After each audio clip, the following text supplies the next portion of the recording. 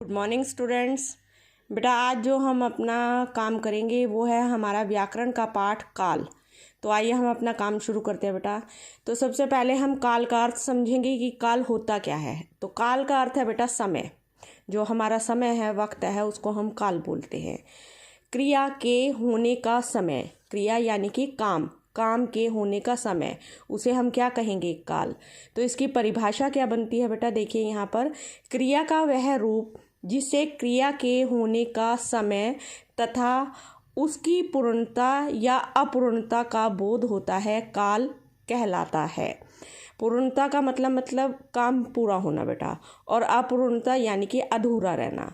क्रिया का वह रूप बेटा जो हमें ये बताए कि काम के होने का जो समय है और उसका पूरा होना या अधूरा होना, ऐसी बातों का हमें जो ज्ञान देगा क्रिया का रूप, वो काल कहलाता है। तो आगे देखते हैं बेटा काल के भेद। अब काल के 3 भेद हैं बेटा। कौन कौन से हैं? भूतकाल, वर्तमान काल और भविष्यत काल। तो सबसे पहले हम भूतकाल देखेंगे कि भूतकाल क्या होता है बेटा। देखिए, बीते समय में कार्य का होना, जो समय बीत चुका है उस समय में कार्य का होना भूतकाल कहलाता है। उसके बाद है बेटा हमारा वर्तमान काल। चल रहे समय में कार्य का होना। चल रहा है समय कौन सा बेटा? वर्तमान। जैसे अब मैं आपको पढ़ा रही हूँ, ये समय चल रहा है आपका, तो इसमें कार्य का जो होना है वो वर्तमान काल कहलाता है।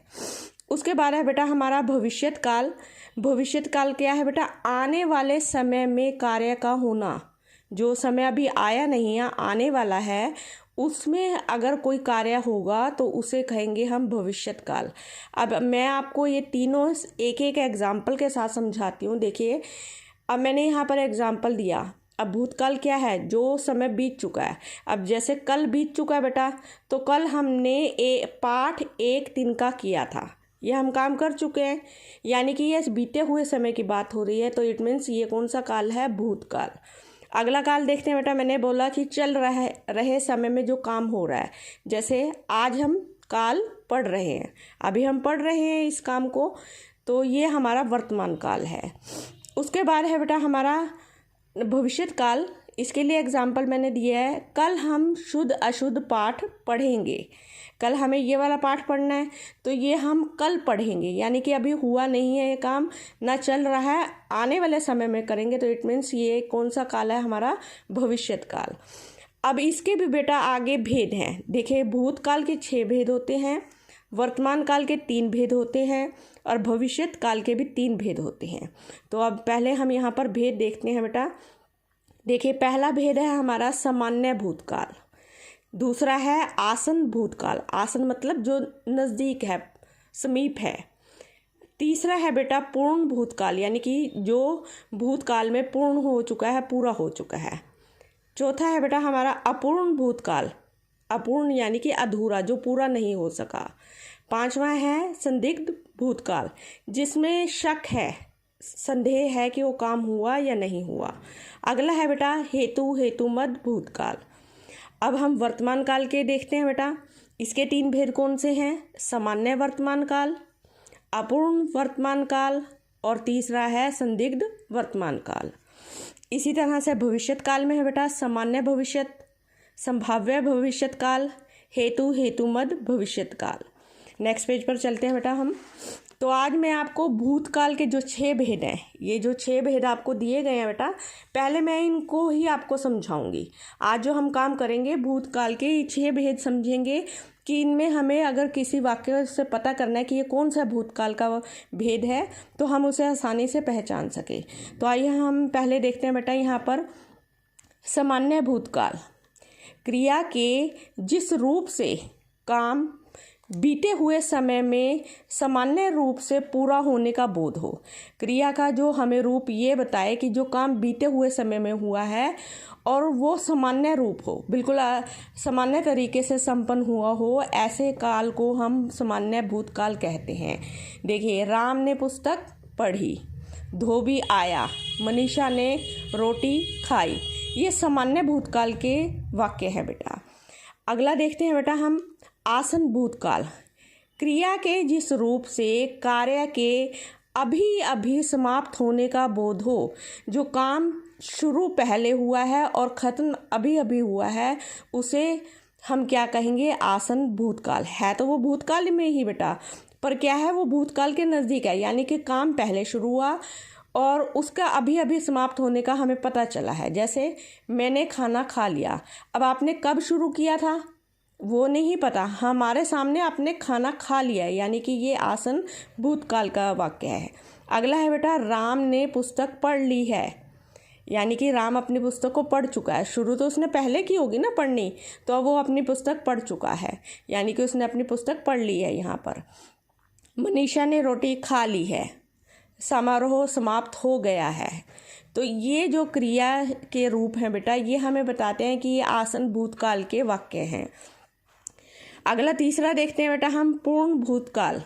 क्रिया के जिस रूप से कार्य के बहुत समय पहले पूरा होने का बोध हो, कि क्रिया का जो रूप हमें ये बताए कि कार्य बहुत समय पहले ही पूरा हो चुका है, उसे हम पूर्ण भूतकाल कहेंगे। कैसे? जैसे 15 अगस्त 1947 को भारत आज़ाद हुआ था। अब 15 अगस्त 1947 बेटा आज नहीं था ना, बहुत समय पहले की बात है, यानी कि बहुत समय पहले पूरा हो चुका है। इसी तरह से राम ने पुस्तक पढ़ ली थी, अब उसने कब पढ़ी थी, सुबह पढ़ी, शाम पढ़ी, यानी कि उसने अपना कार्य क्या है, पूरा कर लिया बेटा, पूरा हो चुका है। धोबी ने कपड़े धो लिए थे, अब कब धोए, सुबह धोए थे, शाम धोए हैं, दोपहर धोए हैं, रात धोए हैं, हमें नहीं पता, पर हमारे सामने जो काम है वो पूर्ण हो चुका है। मैंने निबंध लिखा था, तो ये जो वाक्य हैं बेटा, ये पूर्ण भूतकाल के वाक्य हैं। अगला देखते हैं बेटा, अपूर्ण भूतकाल। क्रिया के जिस रूप से यह पता चले कि काम बीते समय में शुरू हो चुका था, परंतु काम पूरा हुआ या नहीं इसका पता न हो। जब काम तो बेटा पुराने समय में शुरू हो चुका है, पर हमें नहीं पता कि वो काम पूरा हो चुका है या नहीं, तो उसे हम कहेंगे अपूर्ण भूतकाल, यानी कि वो अधूरा काम है। अधूरा भूतकाल का वाक्य होगा, जैसे करिश्मा नाच रही थी, जब मैं घर से चला तो करिश्मा डांस कर रही थी, अब मुझे नहीं पता वो अब डांस कर रही है या नहीं कर रही है। इसी तरह से धोबी कपड़े धो रहा था, जब हम घर से बाहर निकले तो मैंने धोबी को कपड़े धोते हुए देखा था, परंतु अब वो क्या काम कर रहा है ये अब नहीं पता। हिंदी वाली अध्यापिका पढ़ा रही थी, जब आपने सुना तो वो पढ़ा रही थी, अब पढ़ा रही है या नहीं पढ़ा रही ये नहीं पता। राम पुस्तक पढ़ रहा था, तो ये सभी वाक्य बेटा हमारे अपूर्ण भूतकाल के हैं। नेक्स्ट पेज पर चलते हैं बेटा अपने। अगला है बेटा हमारा संदिग्ध भूतकाल। क्रिया के जिस रूप से काम के बीते हुए समय में होने का संदेह हो, यानी कि शक हो कि काम बीते हुए समय में हो चुका था या पूरा हुआ या नहीं हुआ, उसका हमें संदेह है, ये हमें कंफर्म नहीं है। तो जैसे राम ने पाठ पढ़ लिया होगा, अब हमें पूरी तरह से नहीं पता कि उसने पाठ पढ़ लिया है नहीं, पर हम उसमें क्या कर रहे हैं, अंदाज़ा लगा रहे हैं, उसमें संदिग्ध हैं हम कि शायद पढ़ लिया उसने। शिवम स्कूल चला गया होगा, धोबी ने कपड़े धो लिए होंगे, मनीषा ने खाना खा लिया होगा। ये सभी वाक्य बेटा हमें शक दे रहे हैं, संदेह दे रहे हैं कि शायद उन्होंने ये काम कर लिया होगा। अगला और लास्ट है बेटा हमारा हेतुमत भूतकाल। क्रिया के जिस रूप से यह पता चले कि कार्य भूतकाल में हो सकता था, परंतु किसी कारणवश नहीं हो पाया। काम तो वो भूतकाल में ही पूरा हो जाता बेटा, परंतु किसी कारण से, किसी रीजन से वो नहीं हो पाया, तो कैसे हमें पता करेंगे? देखिए बेटा, यदि वर्षा अच्छी होती तो फसल भी अच्छी होती। इन सेंटेंसेस में, इन वाक्य में क्या रहेगा बेटा, एक क्रिया दूसरे पर आश्रित होगी। एक क्रिया होने पर दूसरा ही उस पर आश्रित इसलिए है, अगर वो पहले वाली पूरी नहीं हुई तो दूसरी भी पूरी नहीं हो सकती।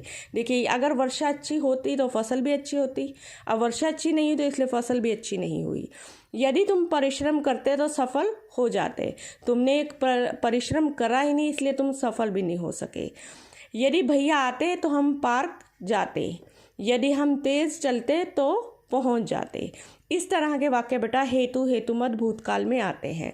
तो आज जो पाठ है बेटा मैं आपको यहीं तक पढ़ाऊंगी। उम्मीद करती हूँ आप सभी को ये समझ में आ गया होगा। धन्यवाद बेटा।